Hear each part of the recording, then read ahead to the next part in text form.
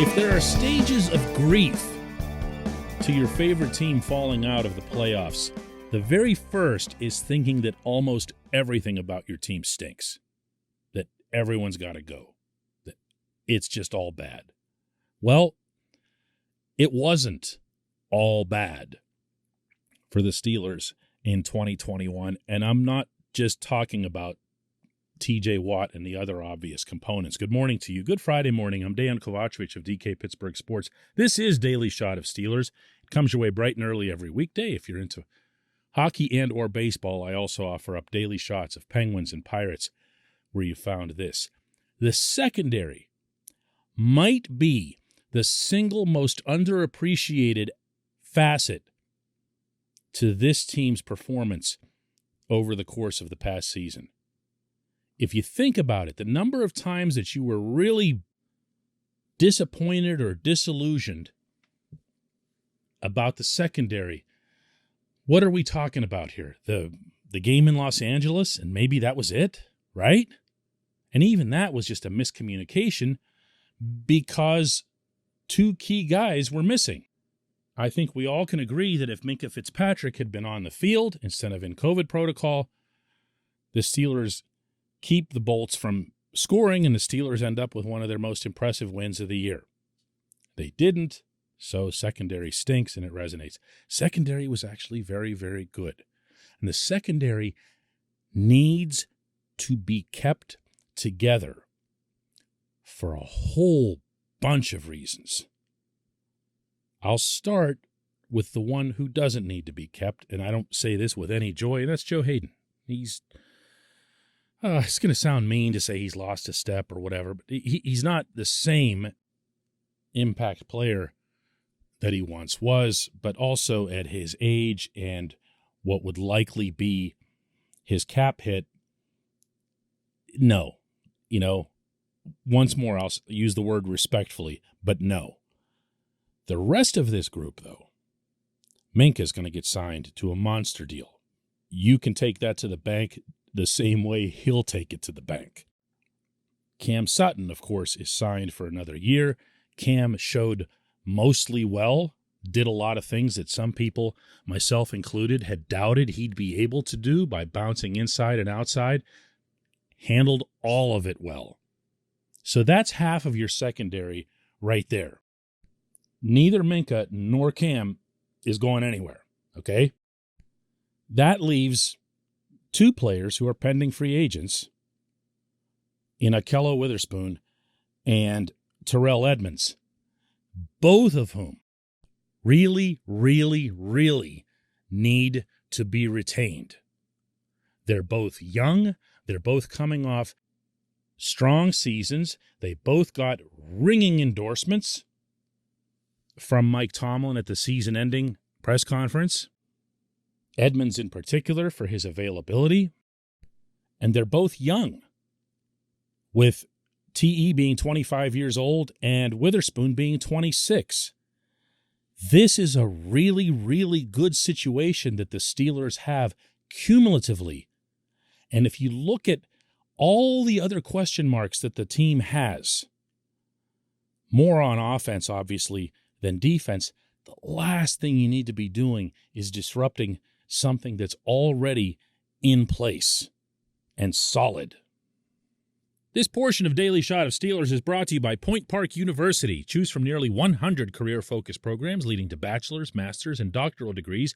Choose when and how you'd prefer to do that studying, whether it's at Point Park's gorgeous downtown Pittsburgh campus, whether it's online, maybe a flexible hybrid format would work best for you. Find out more about all of this at pointpark.edu. Edmunds is a really good football player. I know that hasn't been appreciated in these parts, certainly not the way that it should be. I think whenever it's a first-round pick, our expectations are just sky high. Everybody should be TJ. Everybody. There needs to be splash. There needs to be some visibly dynamic element to the player. And he's not that guy. He'll make pretty much every tackle that comes his way. He'll play closer to the line of scrimmage, and he works really, really well together with Minkah. These are important things. I'm not suggesting that you break the bank to keep him. I'm not sure that you'd need to break the bank to keep him. But he'd be worth every reasonable attempt that you can make, and I'll be very, very surprised if they don't make it. Look, the Steelers challenged T.E. through the fifth-year option. He knew that. He talked about it last summer. I had a conversation with him myself on the subject, and he took it not as an insult, not as the, shake the fist in the sky, get all angry about it type of motivation. He took it as just that, a challenge. And you know what? He rose to that challenge. He was very, very good. Even his most ardent detractors were forced to concede that along the way. Would love to see him stay. Witherspoon is a different case. Witherspoon's now bounced around a little bit.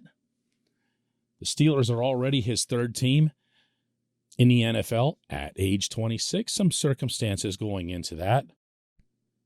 But all he did when his number was called this season was make plays. 3 total starts, he had 3 picks. Now, picks can be, some of that's luck. It just is. You're not going to have opportunities to execute interceptions, except if certain things go your way, a lot of which is out of your control.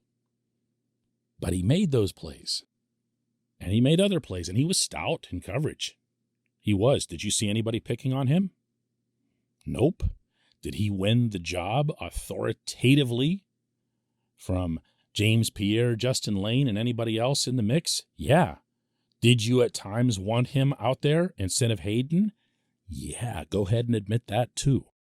One other thing. This is a guy with one heck of a head on his shoulders. Listen to some of what he had to say yesterday in his media availability. Yeah, absolutely. I think we have a lot of cohesion, and that's important, just that brotherhood aspect that you can't really see or measure. But the guys in the room were all respectful of one another, extremely high competitors, love the game, very detailed, very nerdy when it comes to football. And that's the type of stuff you want to be around when you're at the job day in, day out, waking up at 7 a.m. So it's just important to have that type of passion for the game and that type of love around you. And I think we have a great group of guys that exemplify that.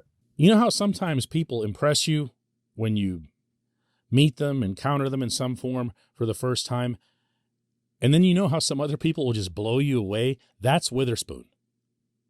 He is really, really well put together above the neck, as Tomlin would say. That is not a bad quality to have in a DB. What's there right now is plenty good enough. And with all the cap space that this front office has at hand, the last thing it would want to do is to allow an existing strength to dwindle into a weakness for absolutely no reason. Get these guys signed. When we come back, just one question.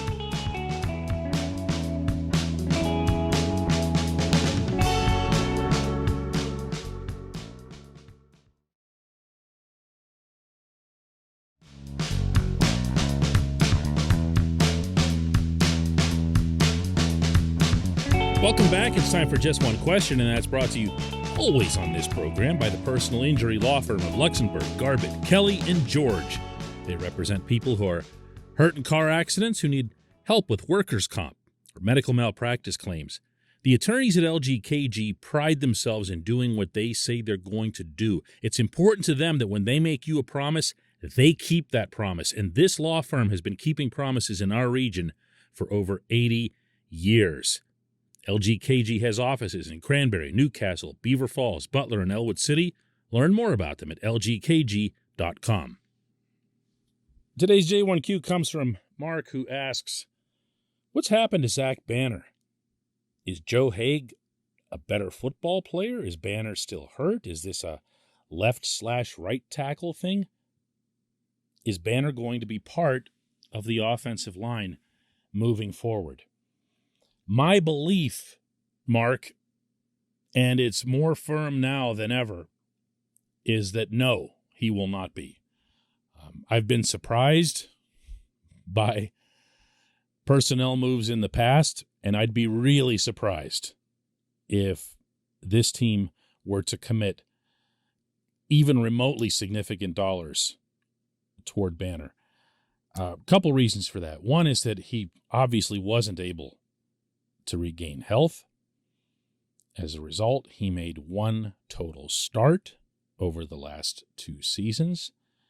And if you read my Friday Insider lead last week on DK Pittsburgh Sports, you'll know that there's been some concern that even once Banner was cleared to return to action, he started to have a difficult time keeping weight off. And that's going to sound like a criticism and conditioning and this and that and so forth. Look, I don't know nearly enough about it to go that deep into it. I really, really like Zach. Like, as a person, I think he's tremendous. I hope he does really well wherever he goes and whatever he does in life. But keeping weight off is a problem for some people. And it's an acute problem for offensive linemen in the NFL, some of them anyway, who get really, really big or, like in Zach's case, are born that way. Zach showed up, according to the 2 sources I quoted for that insider lead, in outstanding shape for training camp. Surprised the coaching staff, pleasantly so. And good for him, considering he also had to concentrate on rehabbing the knee and everything else. And then the season came along, and then there were setbacks, you'll recall, from the preseason. And you can see where it would be human nature to get a little discouraged and sidetracked. And that's the primary reason he wasn't able to get the kind of action that you would have expected or hoped, in addition to the fact that they started to like what they saw of Dan Moore at left tackle, and they weren't going to move, if they didn't have to, Chuks Okorafor from right to left in the middle of the season. So there's a bunch of variables into this. One way or another, Zach Banner has one position that he can play in the NFL right now, and that's right tackle. He doesn't have experience on the left side. So if you're committing any kind of dollars to Zach, then what are you saying about Chuks or Moore or anybody else that you'd bring in, presuming you didn't trust one or both of those guys? It doesn't add up for him to be back. I don't believe that he will be. And if and when he isn't, you would think / hope that management would apply the couple million that they put into Banner and the more than a couple of million that they put into Trey Turner and find themselves real help at both right guard and center, and then hope for the best out of Moore, Chuks, and Kevin Dotson. That's how I'm seeing this offensive line shaping up. Where does Kendrick Green fit into that? I have no idea. We've got all summer to figure that out. Listen to Tomlin the other day. It doesn't even sound like he has any idea. He remained open-minded to Green even staying at center, which is nuts. There's a long, long way to go in building this offensive line, but the one certainty that I see is that Banner won't be part of it. I appreciate the question. I appreciate everyone listening to Daily Shot of Steelers. Let's do another one Monday.